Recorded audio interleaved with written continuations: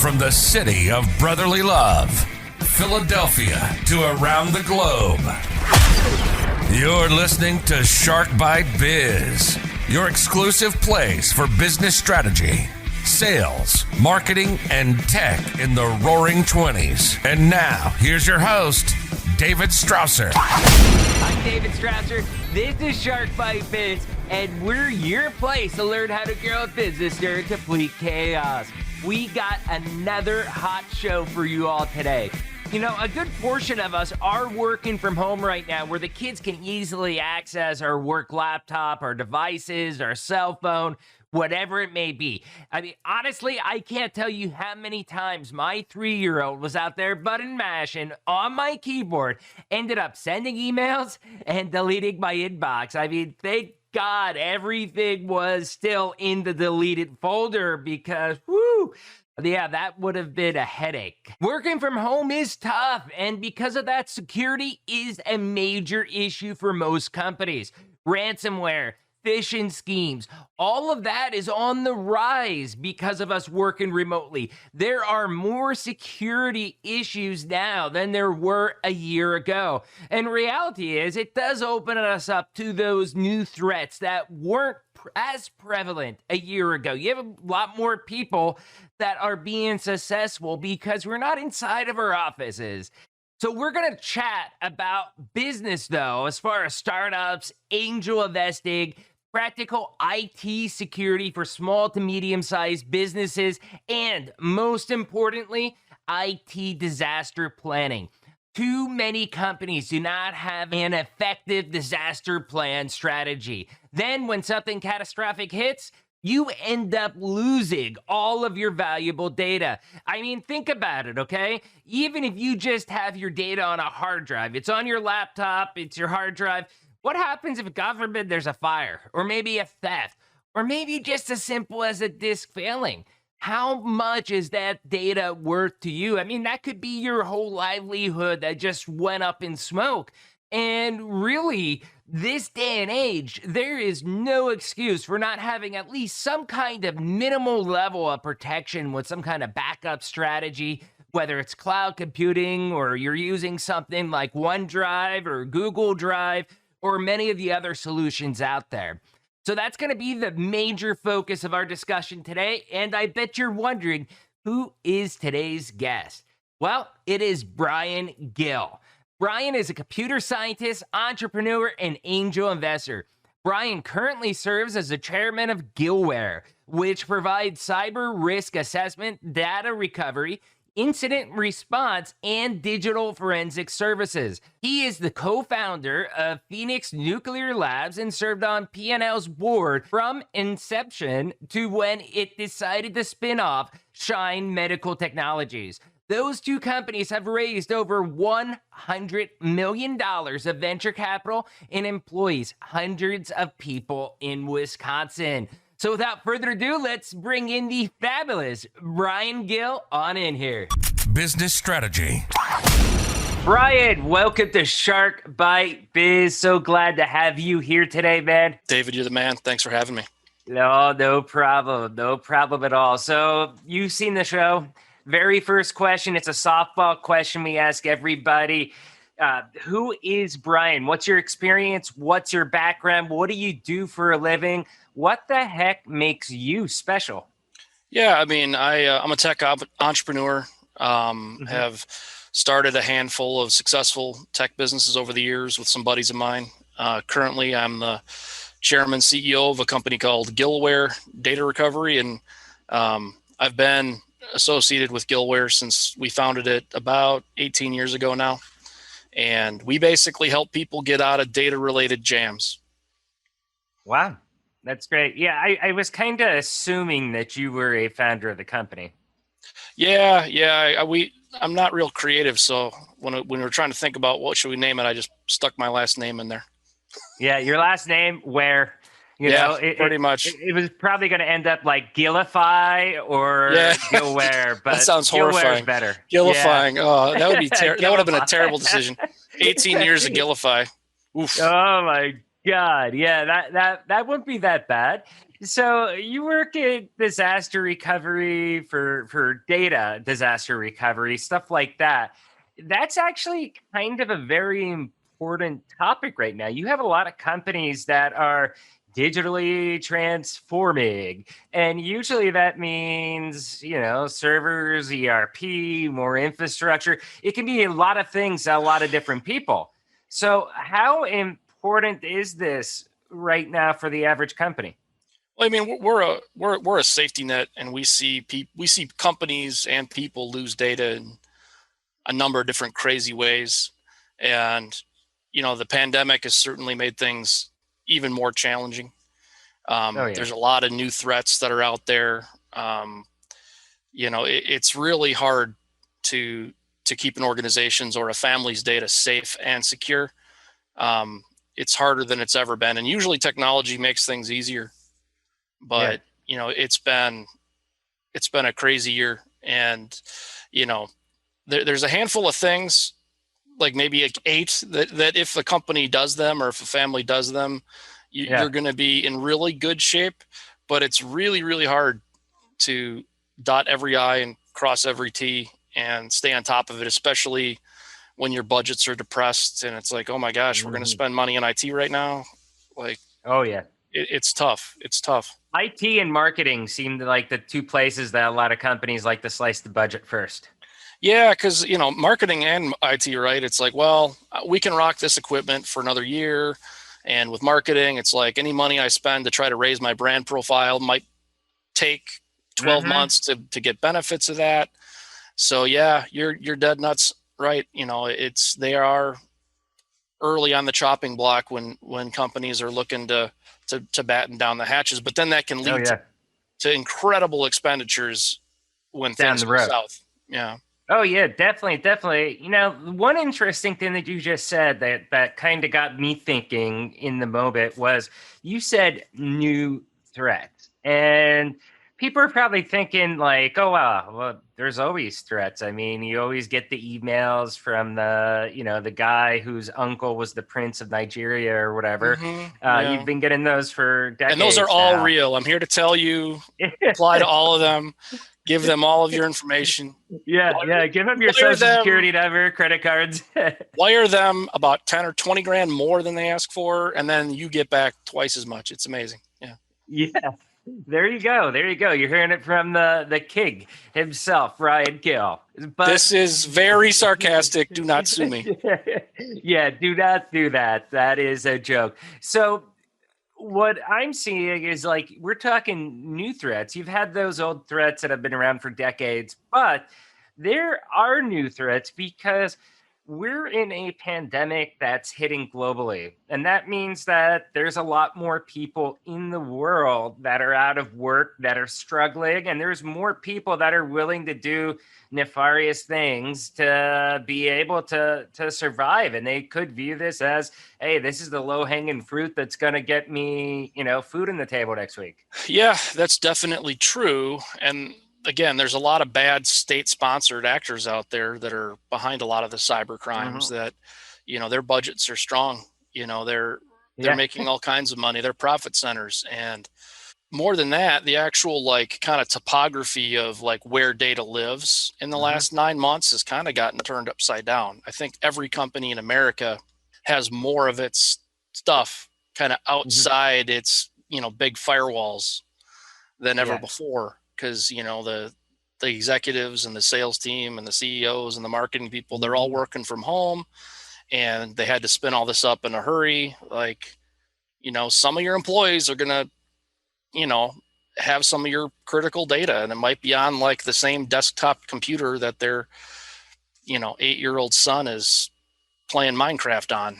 It's a big challenge to keep it all straight and get everything properly budgeted. And it's nobody's favorite topic. If you're a carpet cleaning business, the last thing you want to worry about is your IT stuff. It's the least sexy of all of the different things that a normal business needs to worry about. And, but this is a pay now or pay later situation. We've got to get our stuff together.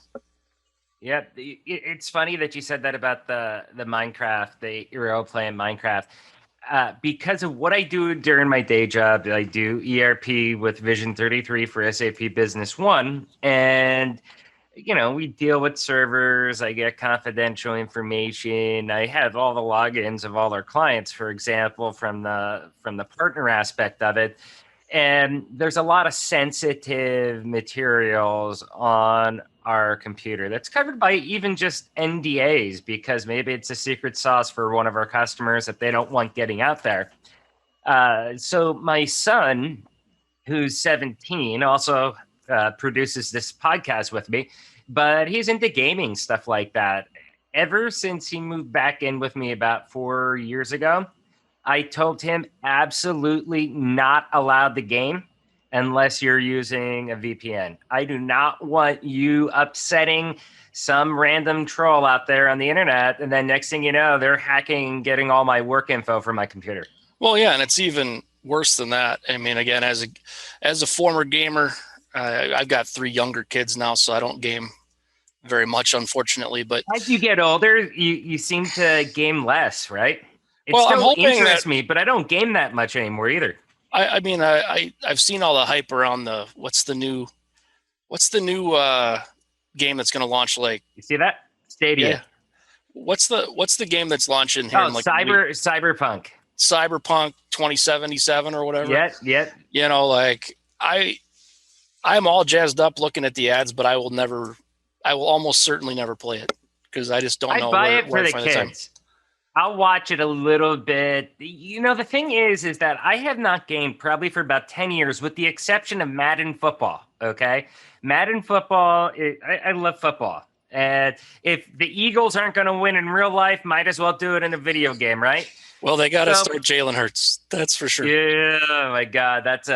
We'll talk about that offline. Yeah. But what's gotten me into gaming has honestly been Google Stadia with the cloud gaming, and also now Amazon Luna, because in the press they were getting, bad raps, whatever. Don't read it. I think those people are knuckleheads that really had a negative opinion of it. It's blown me away, and it's bleeding edge tech with some of the stuff that you're doing. I mean, I'm playing a AAA game title, on my laptop. And then my wife's like, hey, you got to go watch the kids outside. So all I do is just launch it here. And I'm playing the same game for my cell phone instantly. There's stuff like that just blows my mind. And I'm not even playing it a lot, but I'm playing it enough to kind of understand it. Yeah. And just to give the reason I even talk about it is because these bad guys are super duper sneaky. Okay. Yeah. Like, I cannot tell you to what extent how sneaky they are, but this is just one example. So let's just say your son, who's 17, or maybe 2 years ago, he was like addicted to Pokemon Go, right? Yeah. And, you could get these basically like location emulators for Pokemon. So you could install an app on your iPhone and basically move yourself around like you're in Australia on the beach and get these super crazy Pokemons, right? Now, in order to do that, you're going to have to essentially put your phone in developer mode, because this app is not going to be sponsored by Apple. It's not going to be security checked by Apple. This is an application that, it's for hacking a game. And we also see these things where it's like, I assume it works easier on Android. Yeah, it probably does. But in any case, like, you side stick install this application because you want to spoof your location for Pokemon. Yeah. Well, what else is in that application? Well, the people that are writing it are clearly writing it for a reason, probably not just for fun. And it is kind of by its nature semi-illegal, maybe. I mean, I don't know. Probably not voiding the Pokemon, terms of service is probably not the end of the world. But if you're like installing like a Wares program to like generate you a key so that you can pretend that you bought this game when you really just downloaded it from some hacker forum. Well, now you install this other piece of software to generate your key. Again, like, this is somewhat of a bad actor who figured out how to crack this program, how to trick it. And they're going to convince your 17-year-old son to download it and run it on your computer. And what else is on there?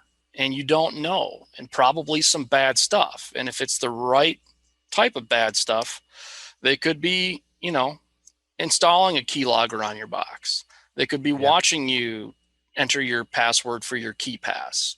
They could be compromising that file that has dozens of your clients' most sensitive logins. And it's all because, a kid put a piece of software on the box. Yeah, so the weakest link in the chain. Yeah, it really is a situation where, and that's just one little tiny micro example of how this kind of stuff can happen. There's a million different arrows and guns pointed in our direction, and there's a lot of work to do for sure to kind of try to keep everything safe, especially when you're B2B, when you're a vendor and your clients are big companies. Boy, you come into the office and get all their data compromised. I mean, you can watch your business evaporate right overnight. Yeah, I mean, it's happened. So with Vision 33, because of the fact that we do ERP, we host them. Oftentimes we're hosting them in the cloud. Usually AWS is what we host them in, but it's become that much of a risk for us that we're like, hey, look, we don't want to be responsible. So we actually have our own security officer now who's just in charge of, basically employees, their security, but also our customer servers and stuff like that, because we have had it where even though they're on a remote server, they may think, hey, look, I'm not doing anything bad because it's not on my computer. It's on the remote desktop session. Okay, well, that's actually kind of worse because you're doing it on the remote desktop session that your actual business server is sitting on, the whole business environment. Well, right. And the amount of just, again, one thing that happened during this pandemic is the amount of open RDP attack options increased by about 40%. In about a month. So RDP, just for people not familiar with that acronym, that's Remote Desktop Protocol, I believe, right? Yep. And you could say Remote Desktop Player, Remote Desktop Connection. It's basically when you're remoting in, basically you're connecting to another desktop session or another server through your computer. And a lot of companies do that. Say you have a crappy actual desktop computer that's not very powerful. You need to process things in a much more powerful server system. A lot of times companies will just have you remote into that system then, and that way you work through it remotely. And, each one of those points is a vulnerability to get attacked. So like with a ransomware event, I mean, it keeps popping up in the news. Can you kind of explain to our people what that typically is? Because I think everybody has an idea like, hey, this is vaguely what ransomware means. Explain exactly what it is. Yeah, so exactly what it is. And there's a lot of misconceptions out there. So I'm really, really glad you asked, David.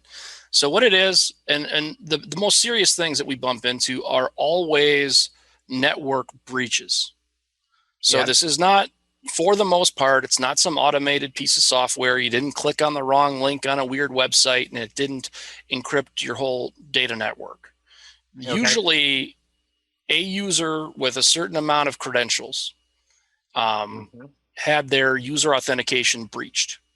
So they know the username and password for somebody who's got decent network credentials. And what they're going to do is a couple different things. But the first thing they're going to do is learn. Yeah. And this is one of the first big misconceptions about how these parties operate. The average amount of time between the original breach and when they pull the trigger on the ransomware event is like 3 or 4 months. Yeah. They're not going to just say like, we got one, let's encrypt David's desktop and we're off to the races. No. They're going to sit there. They're going to fully understand who they just compromised. They're going to work hard to figure out where your backups are. And then they're going to work really hard to compromise those backups. because they know they're not going to get paid. Oh, If you can just restore from your backups, it's going to be hard for them to get paid. And these are super savvy people that yeah. I breach mean, it's network. once you have a door that's open. I mean, essentially, it's like think you're in a hotel with all the rooms and you have locked doors. If you leave one door cracked open because you forgot to put the security lock in it, they get in there, but they're getting in there and they're getting a copy of the master key then for the rest of the hotel. And it's essentially like it's unlocking the rest of the doors. They're still closed, okay, but they're all unlocked, and it makes it more vulnerable that somebody can get in through, to other parts of the system there. Yeah, and they'll use obviously computer related tricks, and computer related scripts, and they'll plant kind of computing related backdoors, but they'll also use social engineering. Like once they have a foothold, they might wait till 5 o'clock on Friday, or they might know because they've looked at your Outlook calendar that you're on vacation the week later. And they could even send an email from you to your controller, like on Monday, like, hey, something crazy just happened, wire 50,000 over here, please. Oh, yeah. I get text from my president about every 6 months. Hey, David, this is Tony. I'm in trouble. Can you have accounts wire me 25,000? And it's pretty crazy. This goes back to before I even worked for Vision 33. This hack has happened, and I still get texts to this day. Yeah, no, they're relentless and they're smart. So anyways, they're going to compromise a user. And this is one of the big problems in network security or in computing security is we work really, really hard to make a huge firewall. And then a lot of organizations stop there, and they don't ask the question, okay, what happens when they breach it? It's like, well, they're not going to breach it. How would they breach it? It's impossible. Right. Like we've got a multi-factor firewall. We patch it. It's good stuff. We work really hard to triple authenticate it against MAC addresses of equipment and IP ranges, and and they put all their eggs in that basket. And then they never ask the question, well, what happens if somebody got David's account? Just what happens?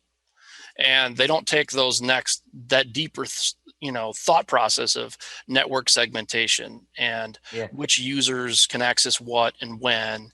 And maybe you have a honeypot over here, which is like, payroll data or like accounting data, and it's not.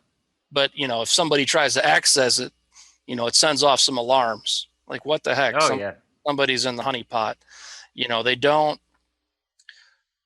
take the time to give their employees like social payroll info being the honeypot. I love that. It is.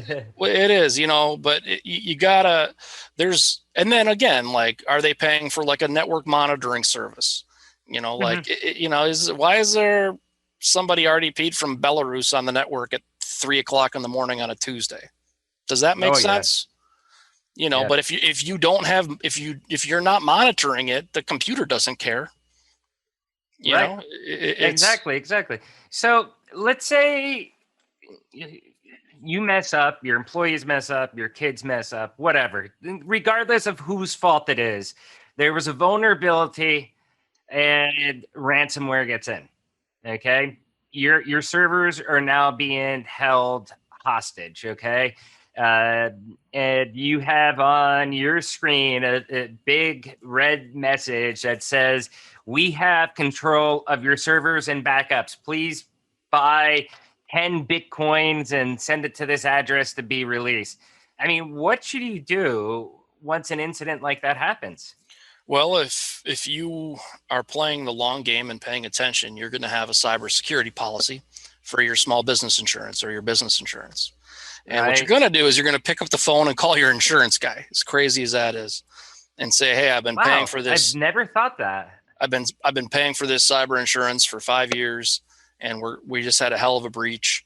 And if you have the right kind of cyber insurance policy from like a Beasley or a Travelers or a Hartford or one of these big, insurance companies that has put a lot of thought into their cybersecurity package, then they're going to basically send a fire team to come in on the horses to save your ass. And, the company that we started to see this a lot. That's amazing. So that's what the insurance company that is going to send in a team of experts to try to free you up. If you have the right insurance, they will. And, if you have the right insurance, though. I mean, that's amazing. I've never heard of that. I mean, I imagine that you would say companies like Gillware or somebody like that would do it, and they still do, I imagine. But with the insurance company, I did not expect that at all. That is pretty awesome to know if you have the right coverage. Yeah, but most people don't. No, they don't. We had a client, flood insurance. We had a client that was a huge healthcare provider, over 500 employees, and they got owned down to the felt. Like they had a big virtual server farm. Everything was virtualized. Their backups were all on-prem. Bad guys deleted the backups, encrypted all 83 virtual machines. And that particular provider, even though they're a massive organization with massive regulatory oversight, they didn't have a cyber policy and everything. Yeah, but they did not have a cyber insurance policy. And this is where, and again, there's a lot of my friends that, small business, less regulation, blah, blah, blah. This is America, and I'm going to shoot a bald eagle if I want. There's a lot of that attitude, which, I don't necessarily disagree with some of where that comes from.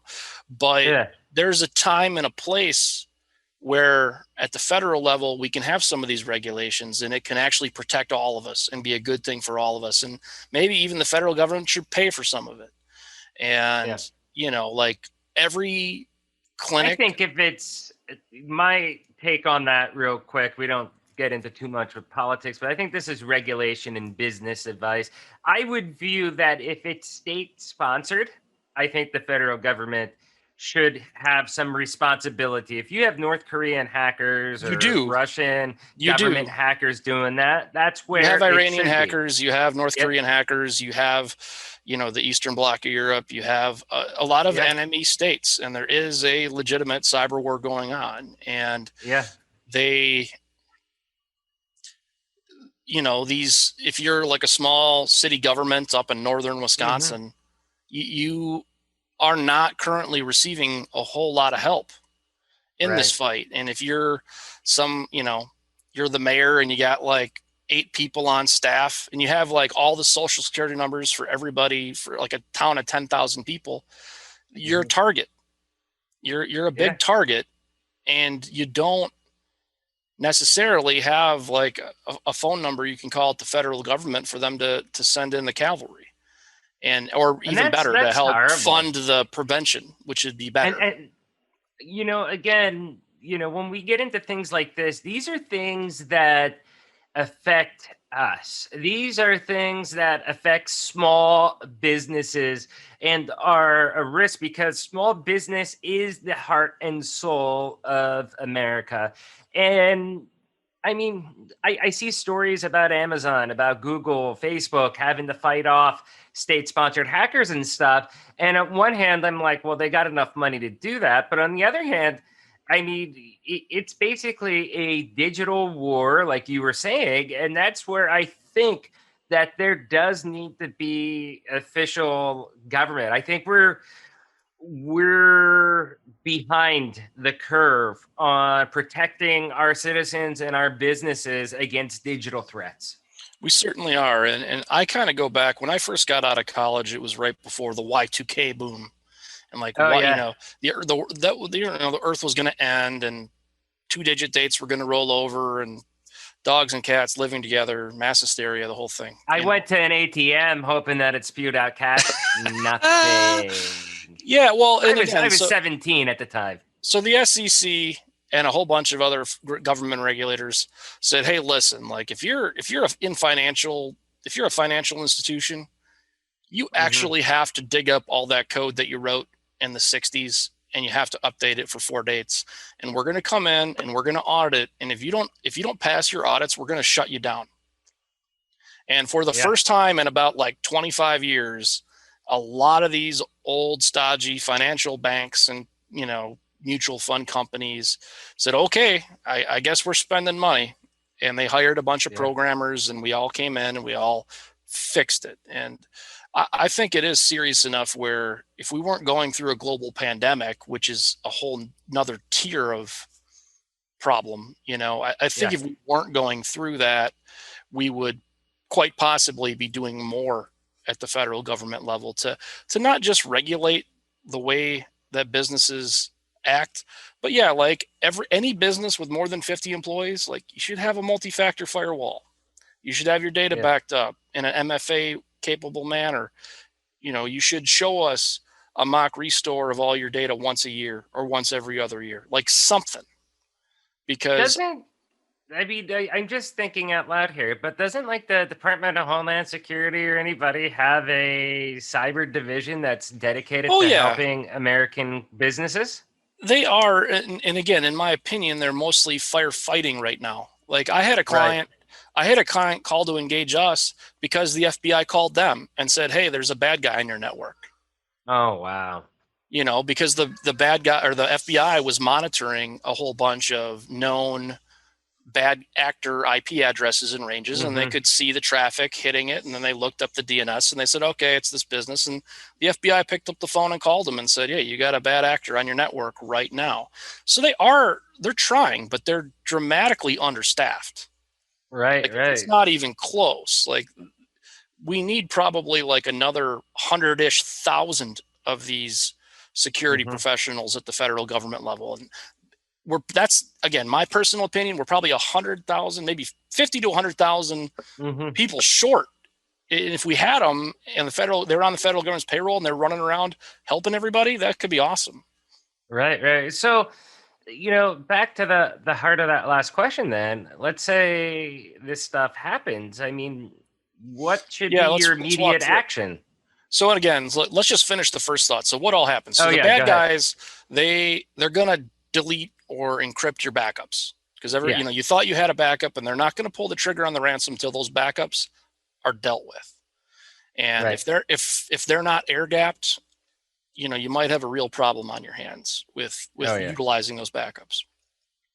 So then they're going to encrypt starting at the most critical stuff, like that relational database of your 50,000 clients and your company share, your accounting share, your HR share, your engineering design share. They're going to just start picking off and fully encrypting with legitimate big boy encryption, all of your most critical stuff with a unique big boy encryption, a unique certificate. Like you're going to need one of those, Chinese, quantum computers to basically unhack your own stuff. I mean, it's in reality. I mean, are you talking like 256 with 28? Yeah, it's 2 to the power of 256 is a really big number. It's all the computing power on Earth 10 years ago for like a couple thousand years. And again, things are moving and there are some quantum computing things happening, and computers are getting faster, continue to get exponentially faster actually. So again, AES 256 might not be good enough forever. And then, it'll be 2 to the power of 1024 at some point, but there's a lot of combinations to that safe. And you're going to have a note that says, hey, you're going to have to pay. And the other thing that's growing exponentially is not just the threat, but the amount of money that these guys want. When we were starting to bump into this a lot, like maybe 6 years ago, we'd see ransom demands for like $5,000, $10,000, $25,000. And, it's gotten to the point where they learn a lot about the company and they're going to price it super effectively. And, if you're a 500 person hospital and they know that they've encrypted all your medical records and all your billing and they have control. They have it. And they're going to want $5 million. Are they mostly asking for, dollars, or are they asking for Bitcoin, or is it all over? Yeah. So this is another one of the technologies that, again, is a good technology, but cryptocurrency in general is, and Bitcoin is kind of pseudo-anonymous by nature. It's an open ledger. Everybody can see the money going back and forth between wallets, but nobody really knows, who owns that wallet unless they were dumb enough to, register it at an exchange or something. In which case, they're going to know exactly who that is, and they're going to kick down the proverbial door. But again, so with cryptocurrency, you have this instantaneous payment where there's no takesies backsies. You can't go back to the ledger and say, just kidding. Once that transaction goes, it's gone. And the bad guys really, really like that. It's at least pseudo-anonymous, if not fully anonymous. Like there's other variants of cryptocurrency, but with the amount of, dollars that these bad guys want, they really need a cryptocurrency ecosystem where it's easy-ish to acquire $5 million worth of Bitcoins. Right. Some of these smaller, cryptos are not quite up to snuff, Right. But anyways, they're going to demand it.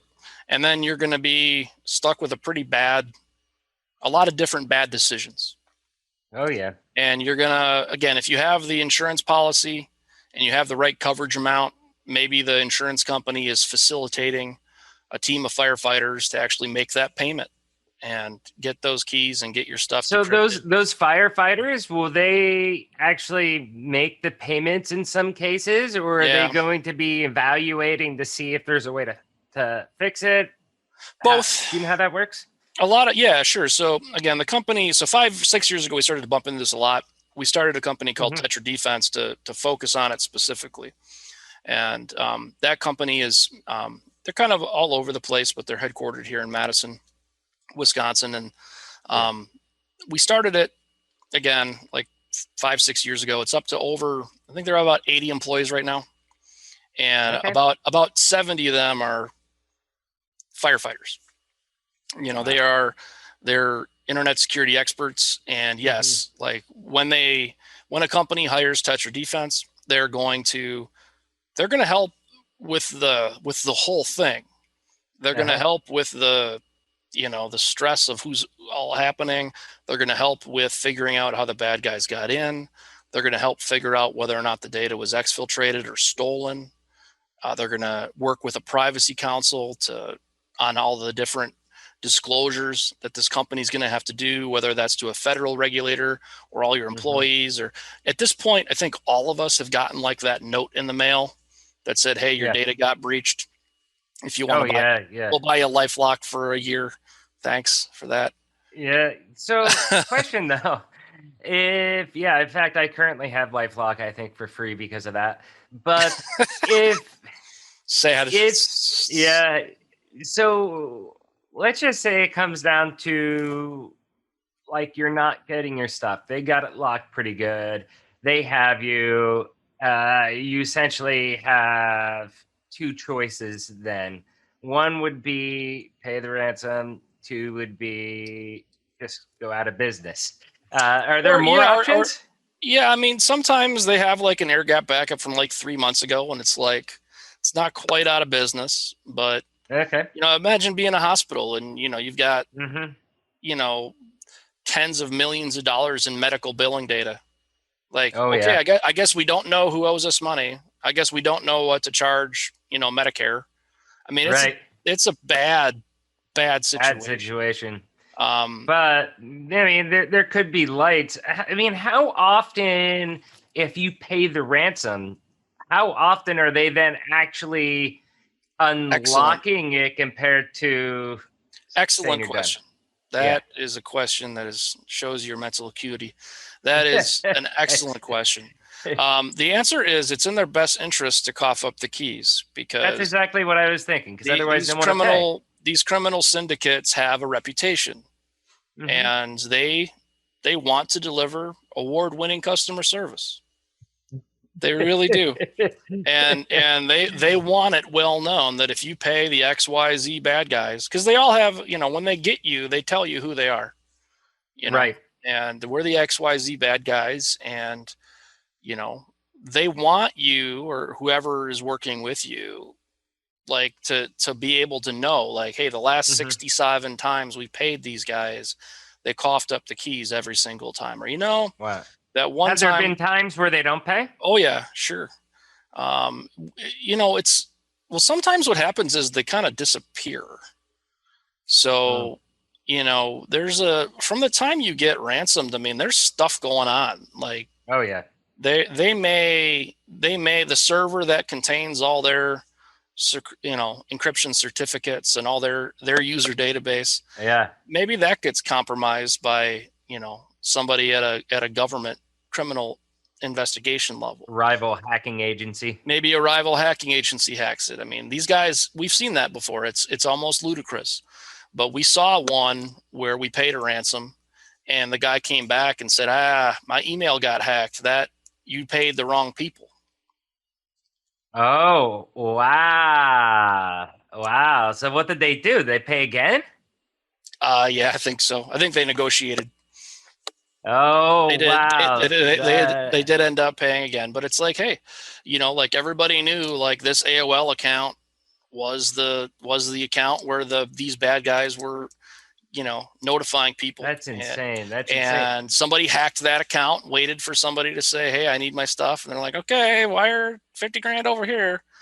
You do that. And then bang, the bad guy, Yeah. Yeah. So I want to ask you this question. This is a little bit off to side road, but have you ever seen the videos on YouTube as far as there's a couple dedicated channels to where they specifically look for these types of companies, whether it's the tech support people that are trying to take over your computer, or it's possible ransomware. This one's more with people that are phishing for people that they're contacting. Have you ever seen any of those? Yeah, I've seen a few of those.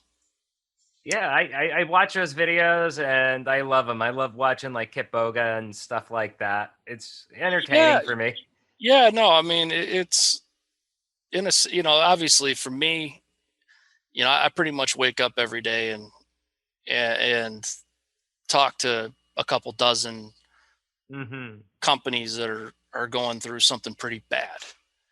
And a couple dozen, wow. Well, I mean, that's like even on the recovery side, even just traditional disasters. I mean, there were floods in Iowa a while back, and massive storms, and lightning strikes and fires from out west, and we see data loss happens not just because of bad guys, and I will definitely talk to probably 20 kind of normal disasters, and then 2 or 3 really crazy, maybe ransomware related or ex-employee or employee related malfeasance, on a daily basis. And that's just me. I mean, over at Tetra Defense, where they probably take, 50 inquiries a day, probably. I mean, if I had to guess. Yeah.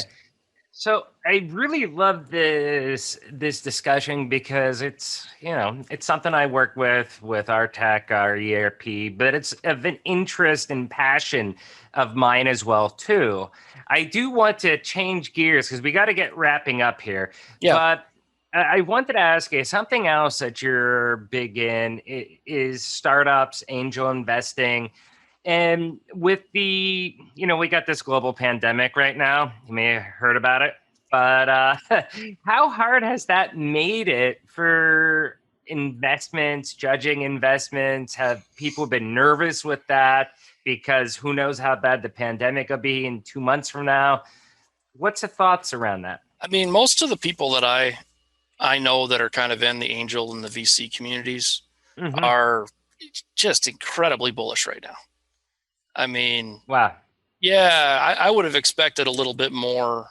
Certainly, it's changed some things. And the VCs and the angels, maybe they have a little bit more leverage than they had a year ago when they're trying to negotiate, what percentage of the company they're going to get or a certain investment. But yeah, I mean, in general, I think that obviously the stock market has been going insane. And I think there's a lot of smart money. Surprised with how the stock market is. I mean, you're sitting around 30,000 and it just keeps going up. It does make me a little nervous. I mean, with everything that's going on, the unemployment right now, the pandemic, is it, smoke and mirrors, I mean, again, or is it real? I'm not I think It's elevated. I mean, I think that the average PE ratio or something is around 24, and I think most companies probably deserve to be around like 16 or 17 based on their normal growth curves. So again, the market is a little elevated right now, but there are companies that are doing amazingly well this year, and a lot of those companies are in that small group of companies that are in that S&P. I guess that makes sense. When it comes down to it, though, there is a lot of smart money that is gonna take money out when the stocks are at these levels. But then the thing is, like, where are they going to put it with inflation going crazy? So you have to remember, like, I don't care what the official number is, but everything's twice as expensive as it was 10 years ago. Oh yeah. I'm sure somebody will argue that no, inflation's been steady at 4%, and it doesn't seem that way to me. Seems that everywhere you look, everything's more expensive. And as running a business, everything I do is more expensive.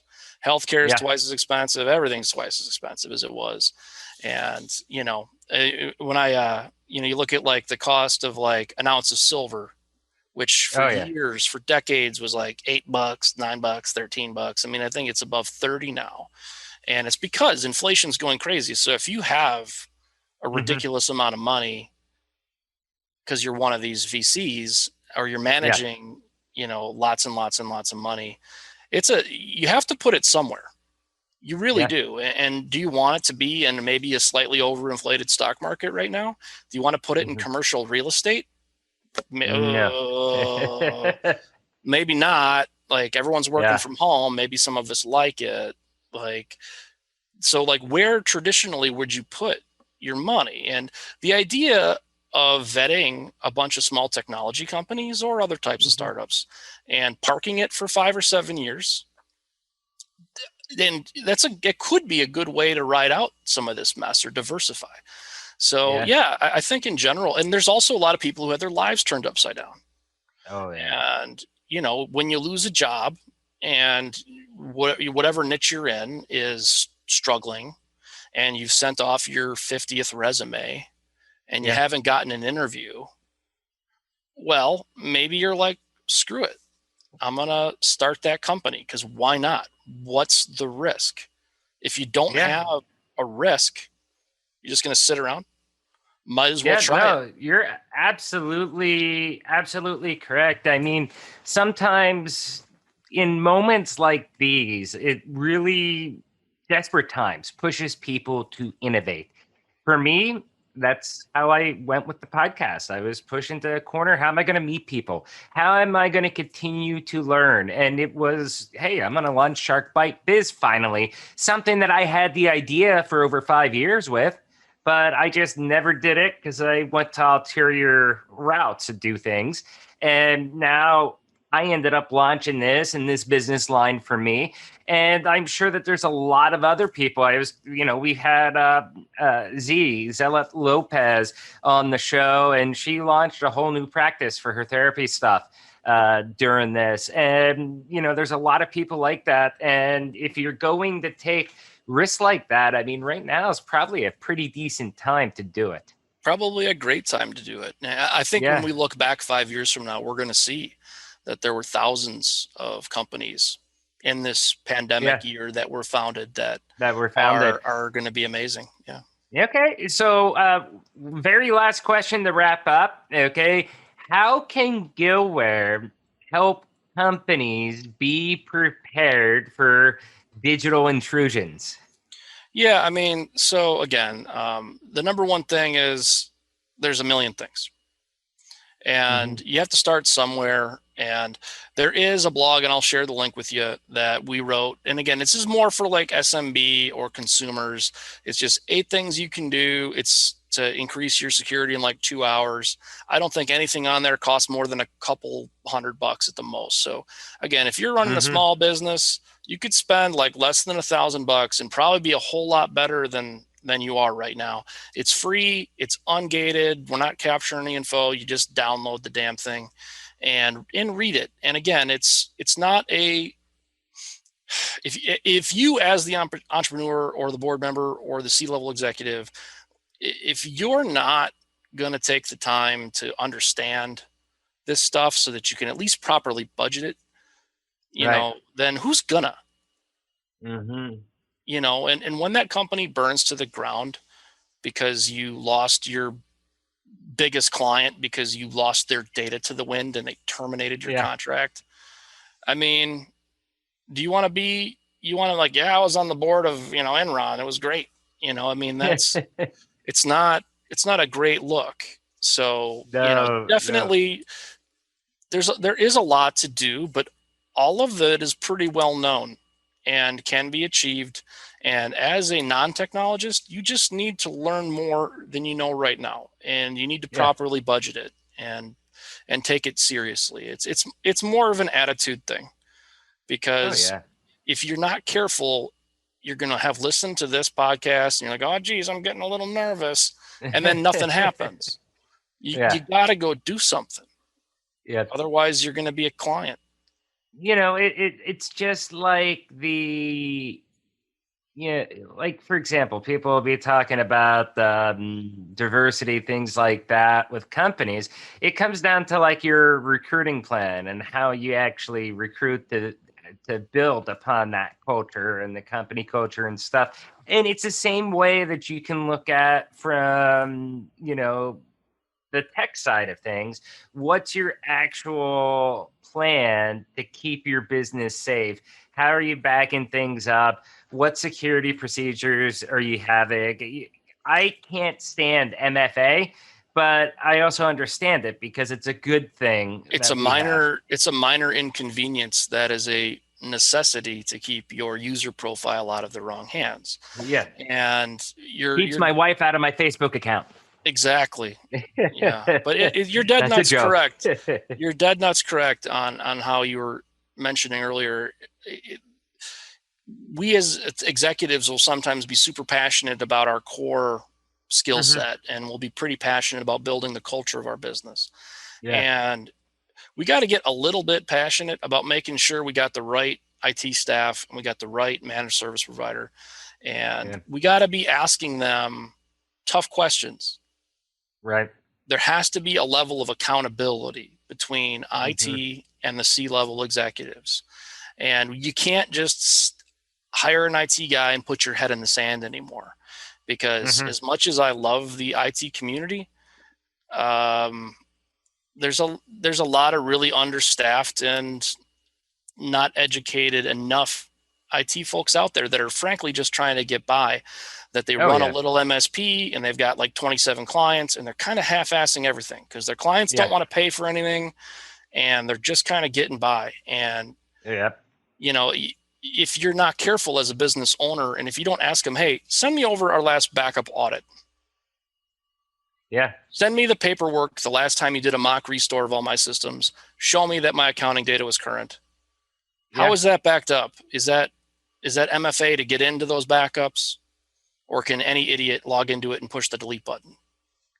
Wow, that's some pretty solid questions right there. I know when I do ERP sales, I think obviously it's a different product, but I think this still applies to what you're talking about. And that is, I tell everybody there's two ingredients to this. Well, I guess three ingredients for success. Okay. One, you've got to pick the right software. It's got to be the right software solution that fits your needs. But you also need two other things. The second one is the implementation company. The company that's actually doing the implementation has to be the expertise, the people that are really guiding you. Because if you don't have the right software solution, but you have the right services company, things aren't going to work, same way as if you have, the greatest software, but that service implementation company doesn't work. I mean, it's still going to be a failed implementation. And then number 3 is obviously the corporate executive owner buy-in from your side and having that push from the top down. You mix all 3 of those ingredients together, and they're all equally important to get success. And that's, I think, the same thing with what you're talking about. I mean, you need to have that buy-in. You need to have the right managed services provider, and then whatever software, hardware, whatever it may be, has to be the right solution stack as well. Yeah, and again, you need that same level. If you're going to be successful in anything, you have to have accountability, and there's got to be, because it's easy to say, yeah, David, we got this on lock. We're your IT company, and we keep everything safe. It's like, well, how? Oh yeah, definitely. You have to at least arm yourself with 5 or 6 questions and really kick the tires on those guys and make sure that what they're telling you is true, because you don't want to find out after the breach. Oh yeah, definitely. So, hey, this has been amazing. This has been very informative. I think we went a little bit deep, but just enough to give people a realistic look of, understanding how all this stuff works. It was excellent. Hey, Brian, thank you so much for coming on here. How can people reach out to you? Yeah, so LinkedIn's my social media choice. So just, Google for Brian Gill, Gillware on LinkedIn. I'll pop right up, and I connect with just about everybody. So, just about everybody except me. No, I'm kidding. I think we're connected, but otherwise, we're remedy connected. That. We'll remedy that. Yeah. But yeah, it's obviously, if you've lost data in a traditional manner, your laptop started clicking, you dropped your cell phone in the ocean or toilet or wherever. Gillware Data Recovery, we fix that equipment and get you your own stuff back. And if you're a mid-sized company looking for advice to stay out of these jams, that's tetradefense.com. You can reach out to those folks. Okay, perfect. Hey, thank you so much. This has been awesome.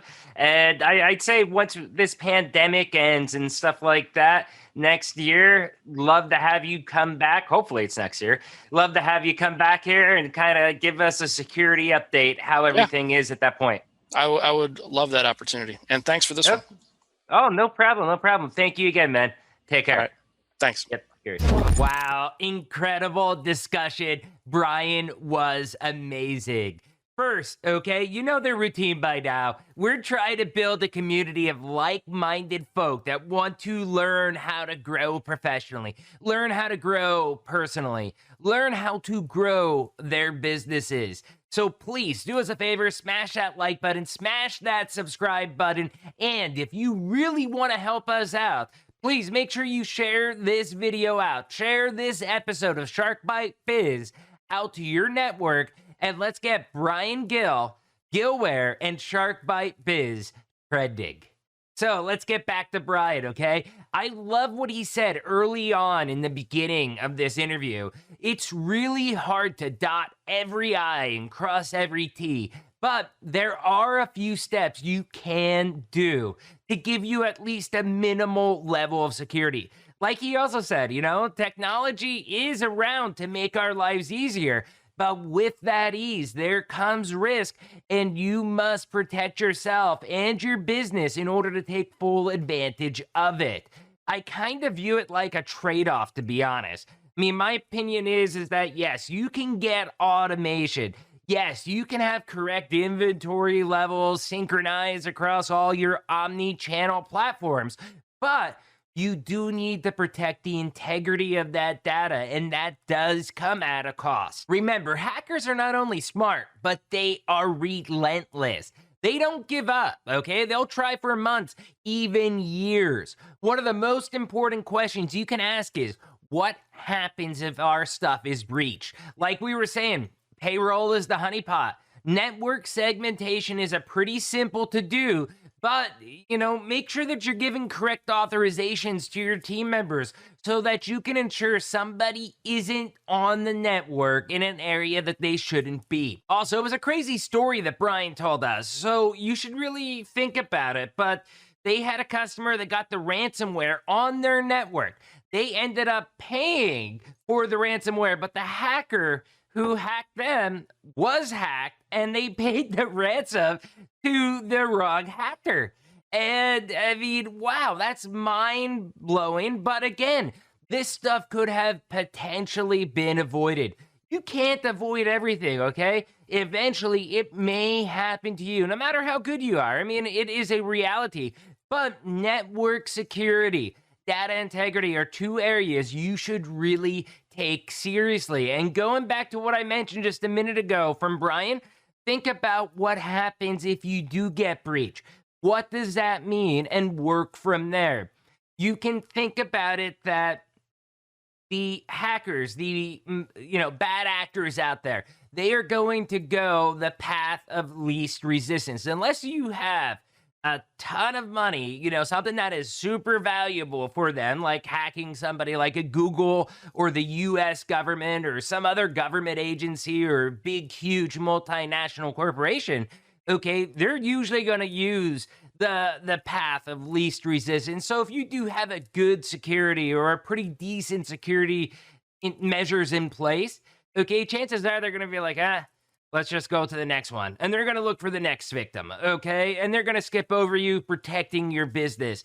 So put those steps in place. Go back, check out Brian's site. We're going to have 2 links down there in the description. And really, this video was awesome. It was really fun. What did you think? Have you ever experienced ransomware? Tell us down below in the descriptions and explain to us how you got out of that sticky situation. Lastly, do you want to be a guest on the show? Do you have a good business story to tell about how your business pivoted during COVID? If so, shoot me an email, david@sharkbitebiz.com. There is a little bit of a wait, but we do want to get every single person we can out there on this show. As always, remember, I'm David Strausser, this is Shark Bite Biz, and we'll see you all next episode. Cheers!